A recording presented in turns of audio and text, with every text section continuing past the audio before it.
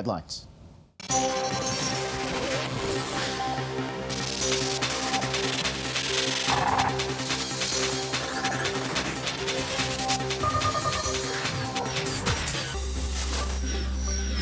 Acting Secretary of Defense Patrick Shanahan is at the Pentagon for his first day in his new role.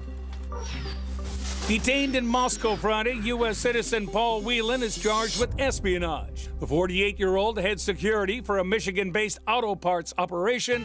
He was a Marine with a checkered past. We've made clear to the Russians our expectation that we will learn more about the charges, come to understand what it is he's been accused of, and if the detention is not appropriate, we will demand his immediate return. There's been a deadly rail accident in Denmark. Police say several people were killed when a tarp on a freight train hit a passenger train on a bridge linking two Danish islands.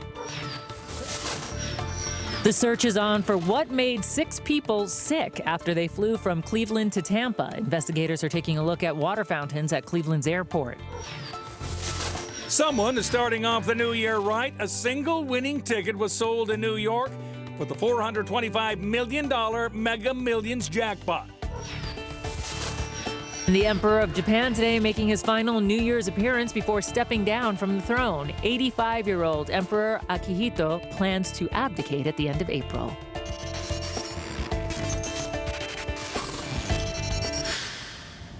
As you can see, it's already been a very busy new year, but of course, let's get started with the government shutdown and the hope that there might be some sort of resolve there. You see the signs that have been posted all throughout Washington to park visitors, many seeing that it's closed for business, including the Smithsonian today. The garbage is piling up at state parks or federal parks all across the country. Let's go to Karen Travers, who's joining us from the White House right now, where there's a 3 p.m. Eastern meeting on tap. Karen. And this is being called a briefing, Candace, a briefing on border security. The president will bring down congressional leaders from the House and Senate and both parties for a conversation in the Situation Room. But the way this is being framed, it certainly doesn't sound like a negotiating session. It doesn't sound like a deal-making session. Could they get to that point? Perhaps. But this is really a chance for the White House to say, here is the situation on the border right now. Here is why the president is demanding what he is demanding. So there will have to be some major breakthrough to reach a compromise. And right now, both sides are digging in and are not signaling that they're in a particular deal-making mode at this point. Candace, here's what we're looking at. Tomorrow, the Democrats are going to put forward 2 pieces of legislation aimed at reopening the government. They will pass easily with the new Democratic majority. But the Senate says they're not going to take anything up that the president will not sign. A statement last night from Press Secretary Sarah Sanders said this plan from Nancy Pelosi and the Democrats is a non-starter. I could imagine that will just set the tone for the negotiations there at the White House, or for this meeting that will take place there at the White House a little bit later on. So, Karen, in the meantime, though, there was an interesting read in the newspaper overnight. Incoming Senator Mitt Romney, who the last time I saw him and the president together, they were down the street at John George. They were enjoying a beautiful meal, candlelight dinner. I mean, I was like, get a room, fellas. It looks like a bromance. A lot has changed in 2 years, of course. And at that point, there was even talk of Mitt Romney serving as Secretary of State. Now he is the new Republican senator from Utah. And Candace, he wrote a very scathing op-ed in the Washington Post where he expressed a lot of concern and skepticism about the president. Here's a couple things he had to say, if we can show that on the screen. He says that the president's conduct over the past 2 years, particularly his actions this month, is evidence that the president has not risen to the mantle of the office. Candace, we were expecting a very quick response on Twitter from the president. This posted last night online, but it took the president until this morning to weigh in. Where else, of course, but on Twitter. The president says that he would prefer Mitt Romney to focus on border security and things that he can be helpful. He also said that he should be happy for all Republicans and be a team player. I think the line that everybody, of course, is keying in on his question will be, is he a flake? Capital F. of course, a reference there to outgoing Republican Senator Jeff Flake, who was a frequent critic of the president over the past 2 years. Now I think the question is, you can write an op-ed before you get sworn in, but how will you vote now in the Senate? Will Mitt Romney give the president a vote for the policies he wants? Will he stick with the Republicans, or is he trying to see if he can toe the middle there? We'll see. Yeah, he can only hope that he is a Flake, as in Jeff Flake, because Jeff Flake, while he might have been vocal, he voted with the president more than 90% of the time. Right. And Elizabeth Warren is kind of getting out there ahead of the 2020 presidential candidates and the 90 other people who are going to be running. At least 90, right? That count will probably keep going up. But she snuck in right before the end of the new year, announcing on December 31st that she is forming a presidential exploratory committee. Here's what she had to say with that announcement. Today I announced an exploratory committee for President of the United States. I never thought I would run for anything ever in my life, but America's middle class is getting hollowed out, and opportunity for too many of our young people is shrinking. So I'm in this fight all the way. So, Candace, that is step one, forming the exploratory committee, but certainly strong sign that she is running. And many were questioning why she did it on December 31st in a very low-key setting. You saw her standing in the rain, essentially, up in her home state of Massachusetts. The president said in an interview with Fox News on Monday night that he would love for her to run. He thinks that he would do quite well if he ran against her. He has been a very strong critic of Elizabeth Warren, most notably for her claims of Native American heritage. He said on Monday that didn't work out so well for her.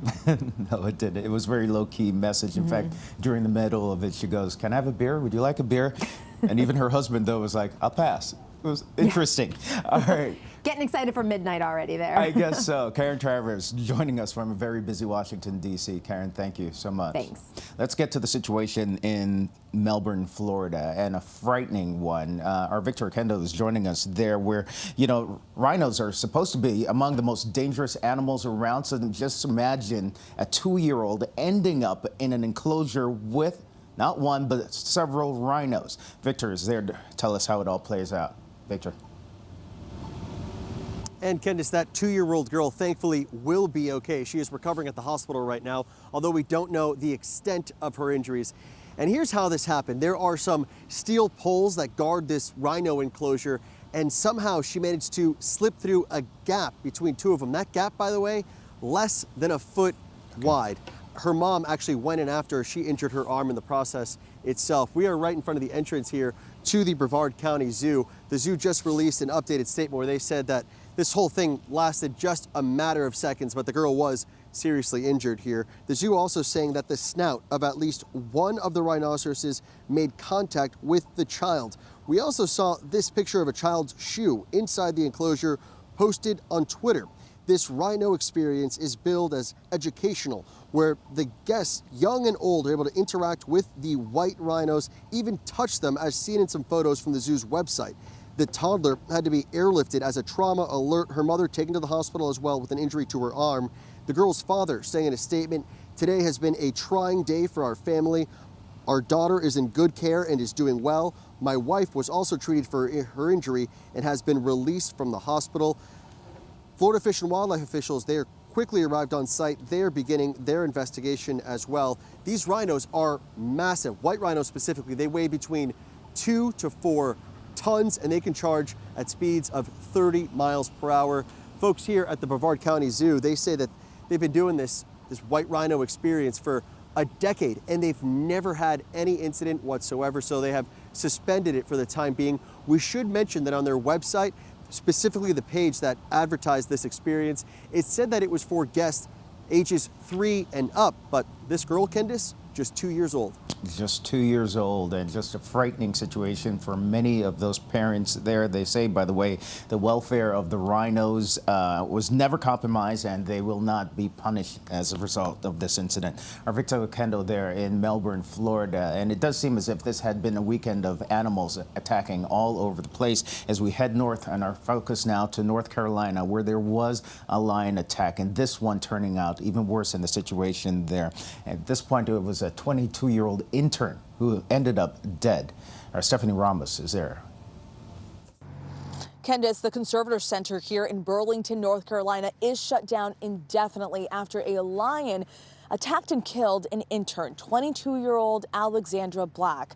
Authorities say the lion broke through a locked enclosure during a routine enclosure cleaning. One of the responding deputies says they had to kill the lion when tranquilizers didn't work. Now, Black was a recent graduate from Indiana University. She was on the job for less than 2 weeks. And the center here tells me that even though she was here for just such a short time, she made an impact on the community. And speaking of the community, they have been torn apart by the death. Many of them have had concerns in the past about the safety measures implemented here at the center. One woman who I spoke with has lived in this area for 13 years. She says she, together with a group of other neighbors, got together and went to city council trying to push for more of those safety measures. But this center is licensed by the Department of Agriculture. They were just inspected back in April. The Department of Agriculture found no violations, but it is raising the questions about the laws when it comes to keeping wild animals in captivity. Candace, back over to you. All right, just an alarming scene there in Burlington, North Carolina. Our thanks to Stephanie Ramos, and our thoughts, of course, go out to the family of that 22-year-old intern. We're going to switch gears a little bit and talk about the weather because, as you can imagine, it is January 2nd, so that means there are plenty of storm systems, winter storm systems on the move right now across the country, specifically an area in the south that is getting the attention of Ginger. Candace, thank you. 2019 not giving us a break, starting out with a big storm, especially the one, there's two low pressure systems actually. Let me kind of put it all out there for you. The one in the southwest is actually giving Santa Rosa, New Mexico, Albuquerque, Tucson, 2 shots of snow. You can see there that video of the car saying help. There were a lot of slide offs, dozens of accidents from Arizona through New Mexico with that system, and there's still snow flying here this morning. But we move on to that storm combining with another. And so that one in the Gulf is going to bring the flash flooding from Houston up through Jackson, Mississippi. And in between, when they're kind of merging together, you end up having a freezing rain event. The possibility of that happening from Fort Worth to the west. So from I-35 up to Oklahoma City, that's really through today, and then tonight is when it starts to move north into early tomorrow morning. But the heavy rain for areas that have had some of their second wettest years on record in 2018, like Jackson, Mississippi, or Atlanta, Georgia, it's a big deal to get another couple of inches of rain. Nobody wants that when you've had so much in your soil and all of your rivers are swollen. You can see some of the numbers there just piling up, 3 to 6 inches of rain in that area highlighted in orange. And then a quick clipper system that's going to blow across the northwest or the northeast and the Great Lakes. That's going to bring not just a little bit of wind, but certainly a dusting to up to 3 inches of snow. That's if you're away from any elevated area. If you're up in the mountains, you might get 3 to 6. It's a quick one. And so is this, a quick dip, apparently a tradition. In the Mississippi River, water temperature about 40. Just water skiing. I thought, why not, Candace? Why not end with some cold water skiing to start the new year? Yeah, it's great to say when you're the temperature-controlled studios when it's 72 degrees. No, I'll pass on the water skiing. It is 36 degrees in San Jose, California, right about now, which is pretty cold, especially for a bunch of Southerners. But I'm sure they're all warmed up because of what took place this weekend. So here's the thing. You may recall, we told you about this, that at four people who were fans of the teams that were in the college football playoffs, they were going to live on a billboard straight through till the end, till next Monday. Hopefully their teams will make it. Well, now, of course, we know Alabama is going to the finals next Monday, and Clemson. And so diehard Alabama fan, Elias and Nancy, have made it this far. Congratulations. Yeah, it's 36 degrees. I see you guys are bundled up. Man, have you gotten much sleep over the weekend? Not much, but I've been enjoying every moment, trying to stay warm. As you can see, we got on our onesies right now, staying warm. So I'm excited that the game is be here real soon. Okay, so it's been very exciting to be here. So Nancy, take us back a little bit. You guys have been on top of this billboard. You were joined by 2 other people, but over the weekend, their teams got knocked out of the playoffs. And what made you guys decide to do this in the first place? What's the whole idea? Well, they were looking for the most adventurous fans, somebody that could come out here and represent their team well. And we had no idea what it was that we were going to be doing until they picked us. And it's just been an excellent opportunity. It's just been so much fun to be here and to be part of this. But sleeping on a billboard is definitely a new experience for both of us. Right. And has it been fairly calm? Obviously, you're just there near the landing strip for runway 2A of the San Jose airport, as by the sounds of it. What do you guys do at night? I put earplugs in to try to block the sound out. But after a long day, it doesn't take me long at all to go to sleep and to get some rest. Yeah. Absolutely. And I do see that you guys end up playing some games as well. Nancy, you have a daughter Yes. who initially thought that this was an interesting idea. Was she kind of hoping that Clemson maybe might not win so that mom could come home? No, and I actually have You have two daughters, one of them yeah. did go to Clemson, one went to Auburn, yeah. But I think they were a little uncertain about what I was going to be doing. But once I'm up here, they're 100%, and we never wish for Clemson to lose. So they knew I was here for the long run for 13 days. So then my husband, totally supportive of everything. I bet. And we can't quite see the full outfit and embrace the full onesie. Is there a way that we can pull out and see the wonderfulness that is that onesie? We don't have, we can't. Can we back up No, one? it's all Can we good. back up a couple steps? Okay. Oh, look at that. So That is. I'm going to be wearing it to the game. Oh, are you? Awesome. Well, after you guys get done with it, if there's any chance we can get one of those onesies, that would be absolutely fantastic. So obviously, I gather you guys know who will win. But what will be the key, Elias, for Alabama's victory? I've been saying it all week. The key to winning Monday is run the ball. We do that, we'll be fine. All right, so Nancy, you know the key. What us- Clemson has to do? Stop the run. Two things. A, stop them from running and throwing across the middle. And defense, just do your job. And Trevor, Yes. have a great game.